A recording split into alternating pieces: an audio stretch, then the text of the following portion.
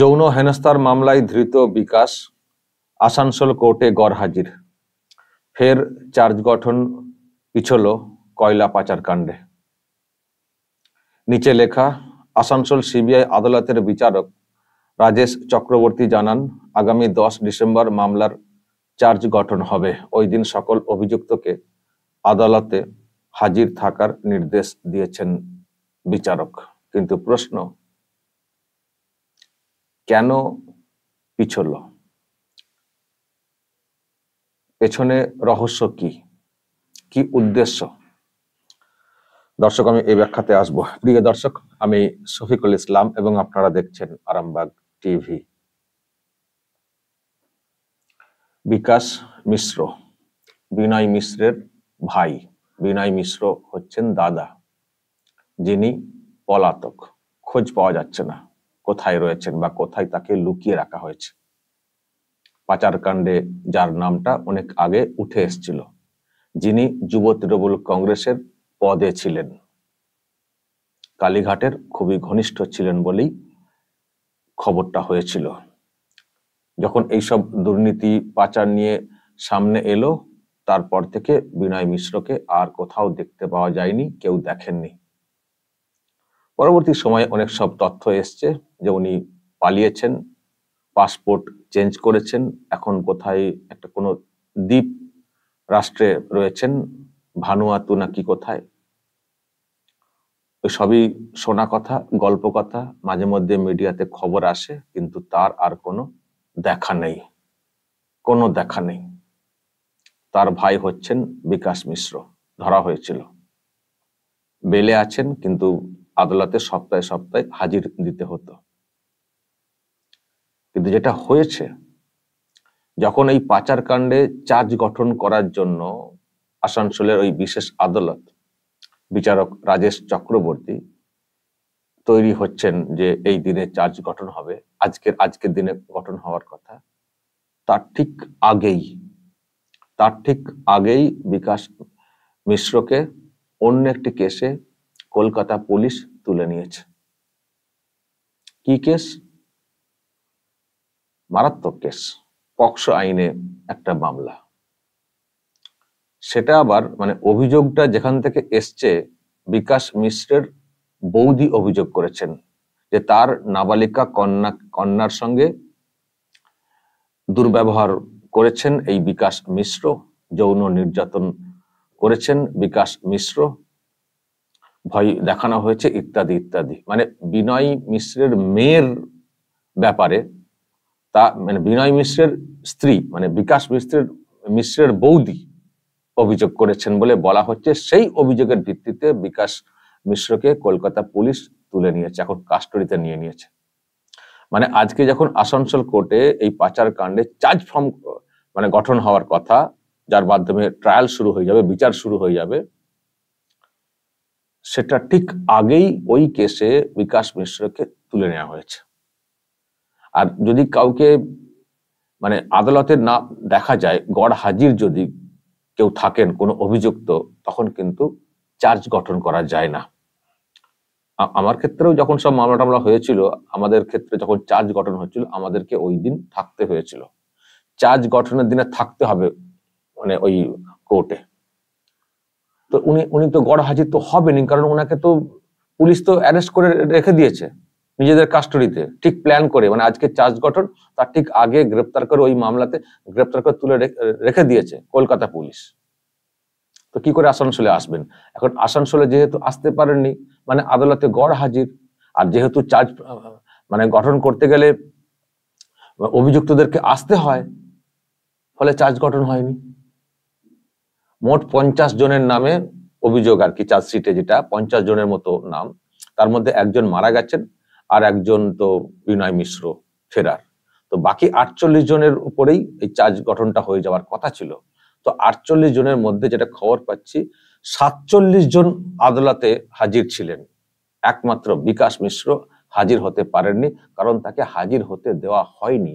যাতে হাজির হতে না পারেন, সেই জন্যই তো, যেটা আমাদের ধারণা, তাকে ধরা হয়েছে, গ্রেপ্তার করা হয়েছে, ফলে চার্জ গঠন হয়নি। ফলে যে বিচার পর্ব শুরু হওয়ার যে ব্যাপারটা, সেটা ফের আটকে গেল ফের। এখন আবার ডেট দিয়েছেন বিচারপতি রাজেশ চক্রবর্তী যে আগামী 10 ডিসেম্বর সকলকে হাজির হতে হবে, ওই দিন চার্জ গঠন হবে। তবে একটা কথা দর্শক আজকে আমি শুনছিলাম, বিচারক রাজেশ চক্রবর্তী উনি কিন্তু খুব রিজিড ছিলেন যে আজকেই আমি চার্জ গঠন করে দেব। তো সেই জন্য যখন শুনলেন যে বিকাশ মিশ্র আদালতে হাজির হননি এবং জানতে পারা যায় যে এরকম কাণ্ড ঘটেছে, উনি মেল করেছিলেন। তো মেল করে বলেছিলেন যে এনি হাও ওনাকে করতে হবে, ভার্চুয়ালি হলেও হাজির করতে হবে, ভার্চুয়ালি আসতে না পারলেও ভিডিও কল ভার্চুয়ালি হাজির করতে হবে। মানে ভার্চুয়ালি পাওয়া গেলেই বাকি এখানে 47 জন যারা এসছেন তাহলে 48 জন প্রেজেন্ট দেখিয়ে চার্জ গঠন করে দেওয়া হবে। উনি মেল করেন, মেলের কোনো উত্তর আসেনি। আবার যখন উনি মানে প্রথমে হিয়ারিং এর পর যখন পরে বসলেন, একটা সময় জানানো হলো যে ওকে পুলিশ কাস্টডিতে নিয়ে নেওয়া হয়েছে, এখন ওই রকম কিছু করা যাবে না, এখন ওই ভার্চুয়ালি এইভাবে প্রেজেন্ট করা যাবে না। তো বিচারক রাজেশ চক্রবর্তী ওয়েট করে যেটা করলেন, ঠিক আছে, উনিও তো বুঝতে পারছেন না সবকিছু কি হচ্ছে না হচ্ছে, উনিও তো বুঝতে পারছেন। তো এখন আইনের একটা দেখানো হচ্ছে।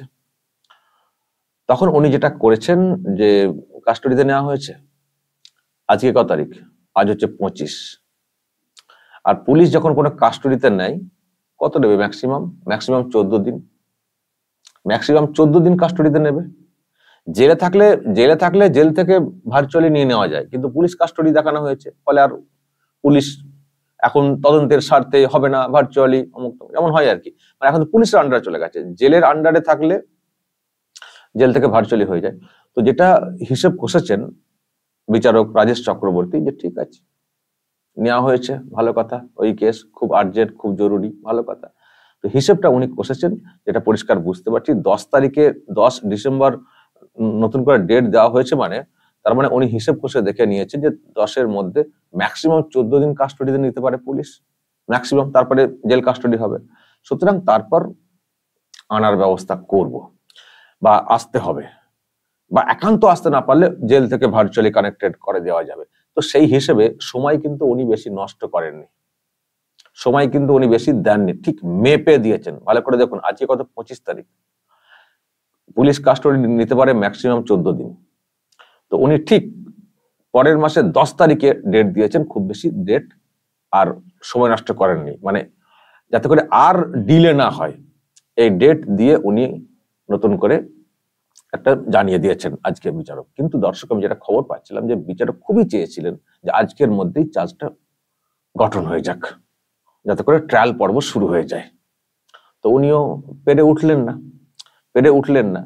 আবার এখানে একটা ভিডিও যেটা সামনে এসছে, যখন ওই আদালতে তোলা হয়েছিল গ্রেপ্তারের পরে বিকাশ মিশ্রকে, ওর একটা বক্তব্য সামনে এসছে, আমি দর্শক সেটা একটু আপনাদেরকে আগে শোনাই, তারপরে ব্যাখ্যাতে আসবো যে পেছনে কি রহস্য, কেন এটা করা হলো, সত্যি কি ওই মামলাটা খুব জরুরি মামলা ছিল, সত্যি কি ওই কেসের কোনো ভিত্তি আছে, নাকি এর পেছনে কোনো ষড়যন্ত্র, বা কি ষড়যন্ত্র, কেন চার্জটা গঠন করতে দেওয়া হচ্ছে না, আমি তার একটা উত্তর দর্শক দেব, যেটা আমি জানতে পারছি।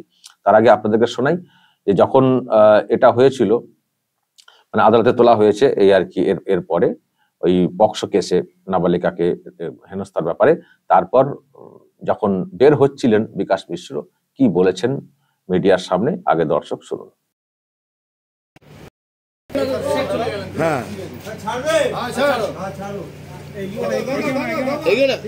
দাদা না এগুলো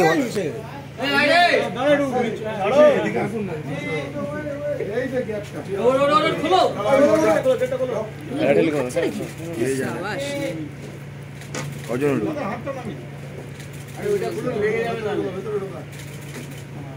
এবার আসবে,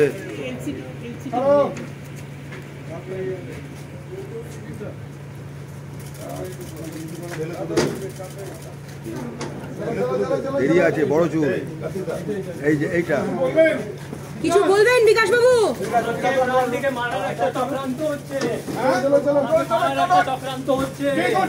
খুললে কিন্তু সরকার পড়ে যাবে।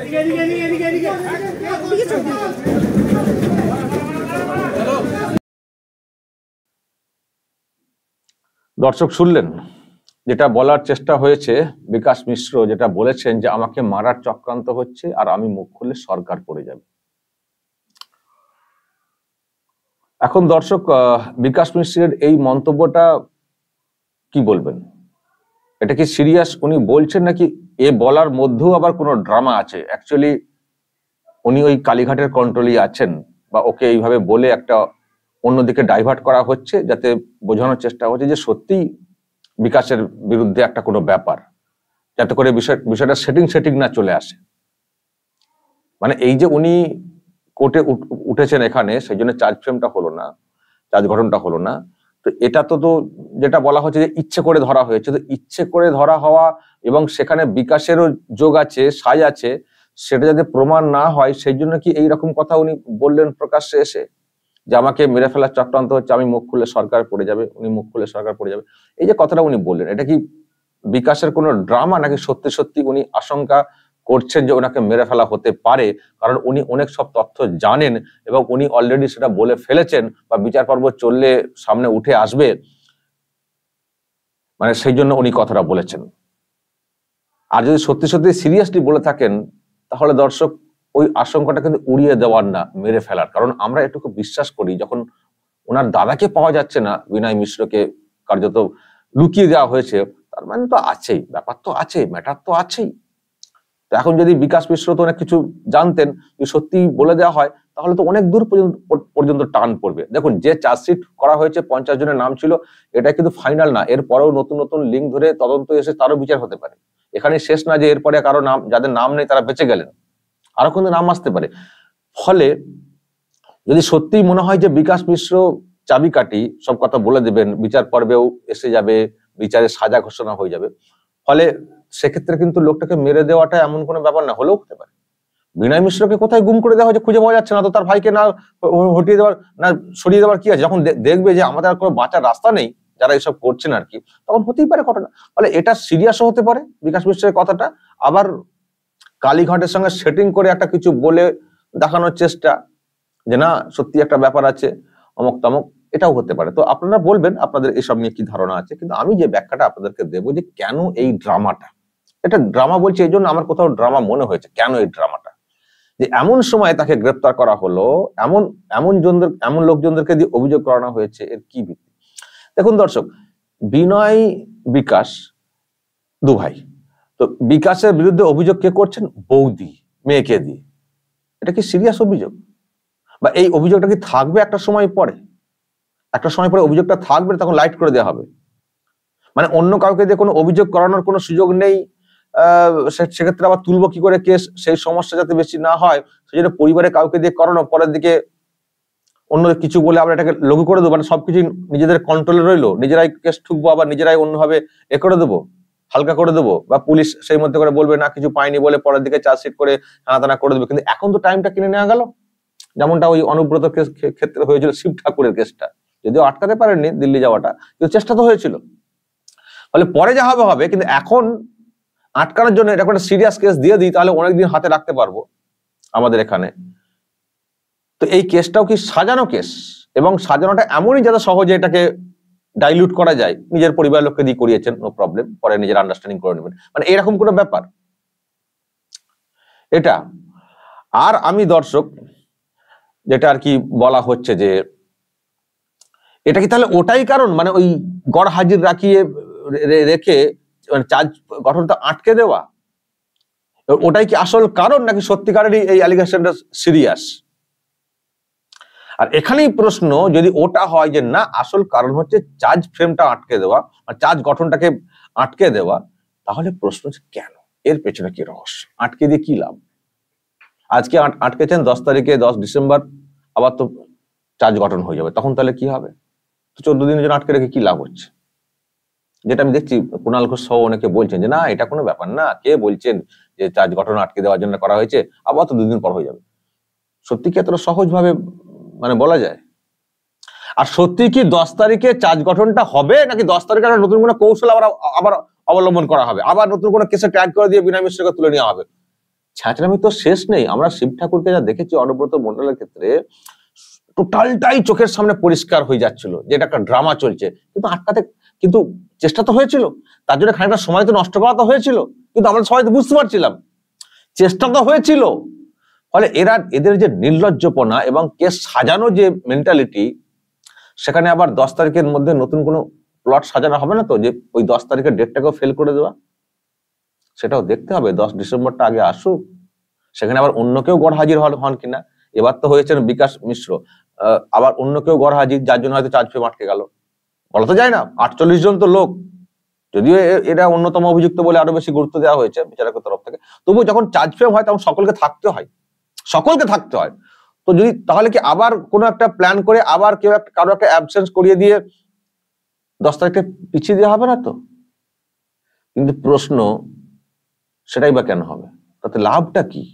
বিচার তো একদিন একদিনে, চার্জ গঠন তো একদিন একদিন হতেই হবে, তাহলে লাভটা কি হবে? নিশ্চয় দর্শক এই প্রশ্ন আপনাদের মনের মধ্যে জাগবে এবং তৃণমূল কংগ্রেসে জাগিয়েছে।